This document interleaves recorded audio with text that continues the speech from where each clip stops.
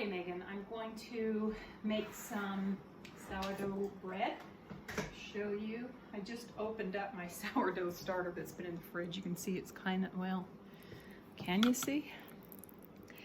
It started to get kind of watery on top, which is fine. Just means I'm going to stir it up a little bit. I'm going to, it's kind of runny. My sourdough starter isn't always as runny. It just depends on how much flour I dumped in it. So I'm going to dump, honestly I don't even know. Maybe I should get something and measure it. I'm planning on using 3 cups of liquid, and then I'll use flour until that's solid, till that forms a dough. So I'm going to get out just like a measuring cup to have a good idea. I guess I'm putting about a half a cup of starter in there. I'm also making some pan bread for Reese. I'm going to put some of the starter in another dish for that pan bread also. So the bread's going here. I'll dump that in there, and that's left me about a 1/4 cup of starter, which I'll just add flour to and stir it up. And you know how to do that, right? Because you do starter. You've done starter. So I'm going to add about I'm going to add some flour and stir up my starter. And I just stick my starter in the fridge because I don't want to add to it every single day. So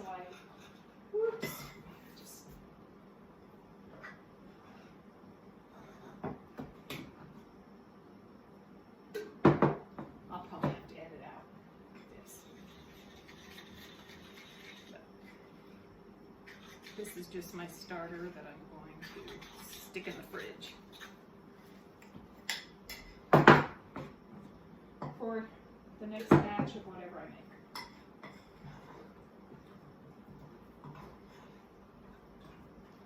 So sometimes I just use plain water when I'm making my bread, and sometimes I use other things I will show you. Okay, the starter is stirred up. That's going in the refrigerator.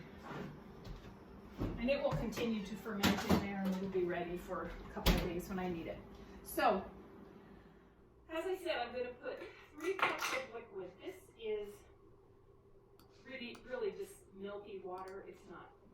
So when I finish a jar, when Grandpa finishes a jar of kefir, I then just dump milk.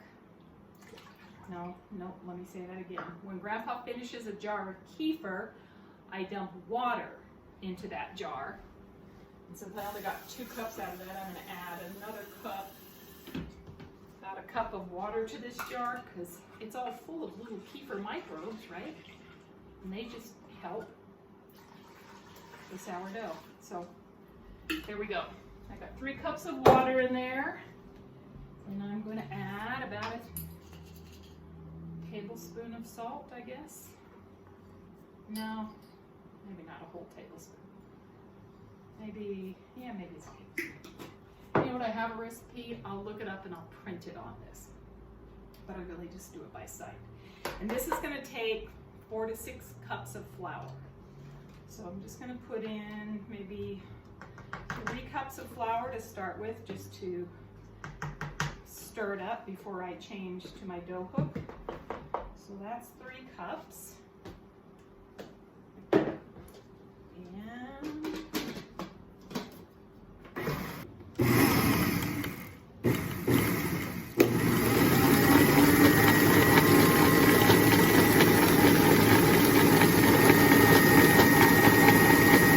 okay, you don't need to watch that, just spin and spin. But I am going to just let that run till it gets smooth, and which it actually is right there. Pretty smooth. So I'm going to switch out to the dough. Ooh, I got a sneeze coming. And I'll add another cup, and then slowly start adding it until it gets to be dough. And then I'm going to let it spin for probably 10 minutes and knead. So I'm going to start this and pause this for now. Okay, I've got enough flour in there that it's starting to clear the sides of the bowl, so I'm going to let that go for about 10 minutes. I'm sure you don't want to sit and watch that spin. And then when that's done, I'll put it into the bowl and we'll let it rise, and in the morning I'll show you what happens. Okay, this has been going about 10 minutes, so I'm going to shut that down and grab some olive oil here. It looks like what I've got. And I'm going to squiggle some of this olive oil into this dish and move it all around so the whole thing's coated with oil. And let's get olive oil on my hands so they're nice and slippery. And take this dough, wrestle this dough out of the Bosch mixer, and just dump it into this bowl. Okay, we're just dumping that into a nicely greased bowl and turning the dough over so that it gets oiled up good, and then we're just gonna let it rise until the morning. So this is done late in the afternoon, maybe it was 5 o'clock. We're ready to do the second rise on the bread. So I've got this turned down so you can see my counter, and hopefully you can hear me talk too. So here's the bowl of bread that's risen since yesterday. Look at all those beautiful bubbles. I'm going to actually try something new this morning. I had a friend on Facebook who said she cooked her bread in a crock pot for 2 hours. So I'm going to do 2. I'm going to put one bread in a glass bread dish, and I always line it with paper. I just find it's really hard to get out of the glass dish if I just grease it. So I'm going to roll this bread dough out and just kind of knead it around a little bit. Get my flour open in case I need to throw some on it, which I always do. So just work the dough for a minute, just like you normally would after a first rise. The second rise is going to happen in the pan it's getting cooked in. The dough has a really nice texture. It feels good. I don't know if there's any rules about how long you have to knead it. Just sort of push the air out, give room for another set of air bubbles to grow.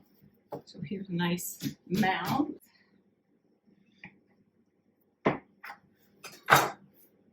And half of it's going to go, I'm going to put it directly in the crock pot and let it rise in the crock pot. Again, this is totally new. I don't know how it's going to turn out. We'll all find out today after it all cooks. So I'm going to shape it just slightly oblong because the crock pot's kind of oblong. I'm just going to pop it in there. Oops. There you go. It's just going to go in this glass baking dish. Of course, I think you could use a metal baking dish if you were lining it with paper like I am.